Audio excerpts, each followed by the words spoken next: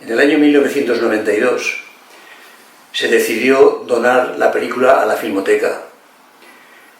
Y casualmente, cuando estábamos visionando la película, entró en la sala Elia Kazan, que estaba invitado por la Mostra, y quedó sorprendido favorablemente, alabando su calidad.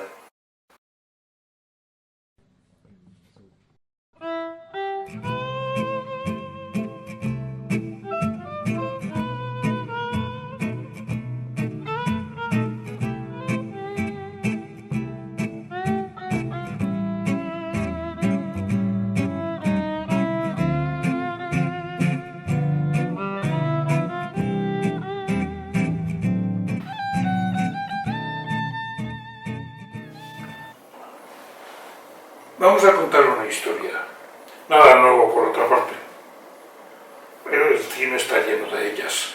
La nuestra trata sobre una película y un hombre. La película es un eslabón olvidado y en parte totalmente perdido. El eslabón de una cadena que une el final del cine mudo con el principio del sonoro. Así pues vamos a contar la historia de posiblemente la última película del cine mudo rodada en España y parte de la historia del hombre que la dirigió, el valenciano Antonio Ferri.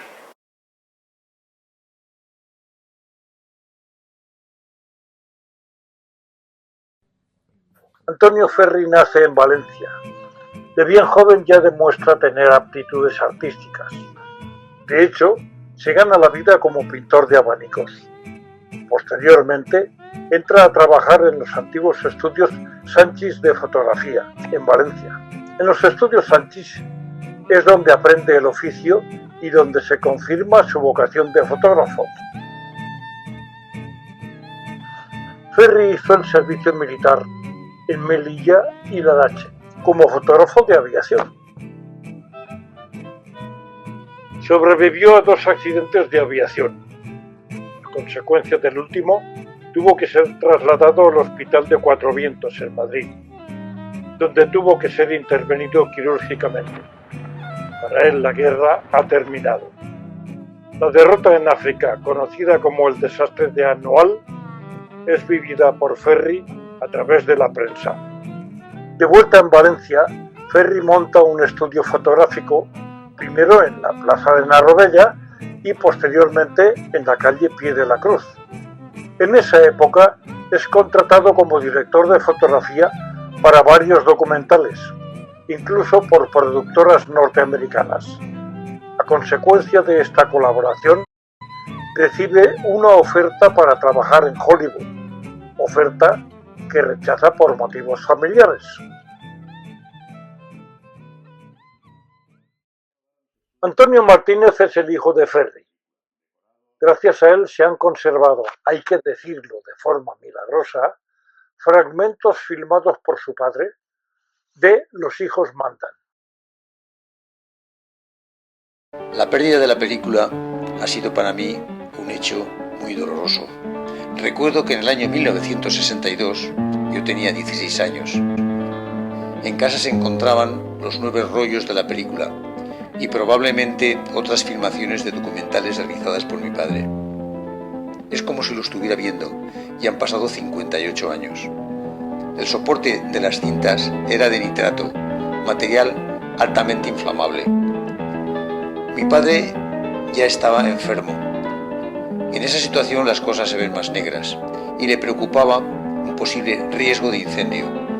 Nos transmitió ese miedo a mi familia y a mí y por ello nos decidimos a deshacernos de todo el material. Pese a ello, unos días antes de que se llevaran la película, como yo tenía en casa una moviola, fui seleccionando escenas con el gusto de un chaval de 16 años, ya podéis imaginároslo, y las fui empalmando, posiblemente cerca de los 600 metros, y los monté de acuerdo con ese gusto, y los metí en una caja, que la guardé, y que ni mi padre supo, donde ni siquiera supo que la guardé.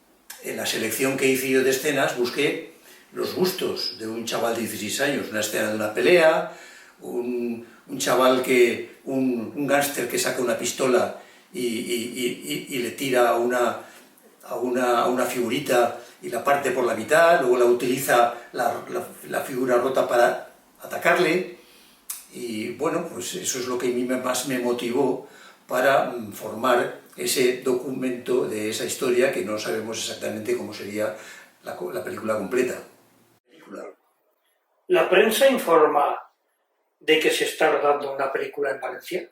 La prensa, tanto nacional como local, informó sobradamente del inminente estreno de la película, pero desgraciadamente, como la película al final no pudo estrenarse porque llegó el cine sonoro, pues ahí quedó.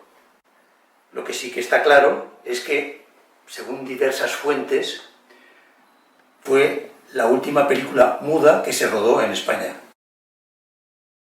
Juan Piqueras le hizo una entrevista a mi padre destacando las innovaciones que introducía en el cine. Juan Piqueras fue un reconocido crítico cinematográfico valenciano, fundador de los cineclubs en España, colaborador de la revista Popular Film, sucesor de Luis Buñuel en la Gaceta Literaria y creador del semanario literario Luz y Vida y de la revista Nuestro Cinema.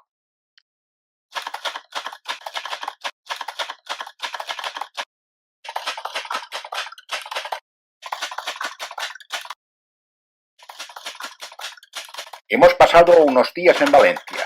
Durante nuestra estancia recibimos algunos reproches de los cineastas a quienes aludimos en nuestras crónicas. Nos ratificamos en su incapacidad, tal como dijimos de ellos entonces. Parece que no aciertan con algo nuevo ni original. Nada realmente valorable. En cambio, junto a estas impresiones pesimistas, surge el optimismo que nos ha producido ver nombres nuevos sobre el tablero del cine español. Aprovechando nuestra estancia en Valencia, fuimos a visitar a Antonio Ferri, un buen amigo nuestro. Antonio Ferri nos va mostrando el estudio, un estudio que une a su sencillez una orientación noble. En él no hay detalles fastuosos, sobriedad en todo, en los decorados, en las habitaciones en donde habrán de rodarse futuras escenas. La productora Cines Ferri, dirigida por Antonio Ferri, contiene lo mejor de lo que existía anteriormente y ofrece lo inesperado.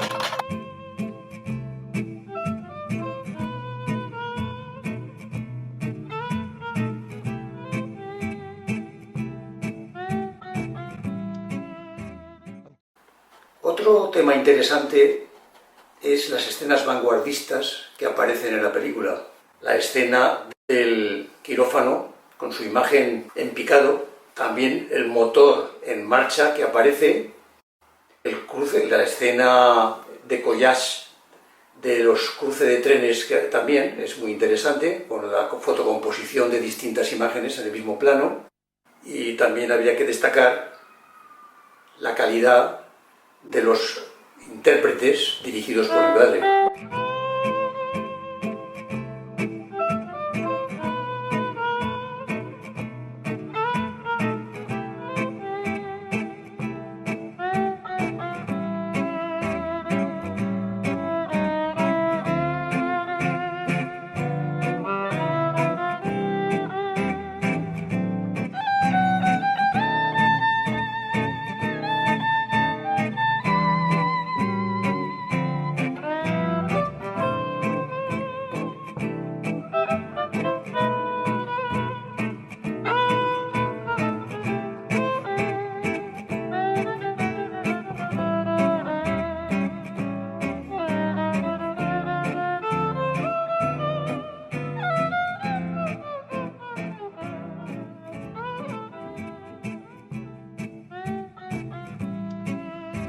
Antonio Ferri perdió todo lo invertido. Cerró el estudio que tenía en la calle Palleter y al año siguiente abrió otro estudio, pero solo de fotografía. El cine había terminado para él. A nosotros nos queda el testimonio de su hijo y fragmentos de una película que nunca se estrenó. Los hijos mandan.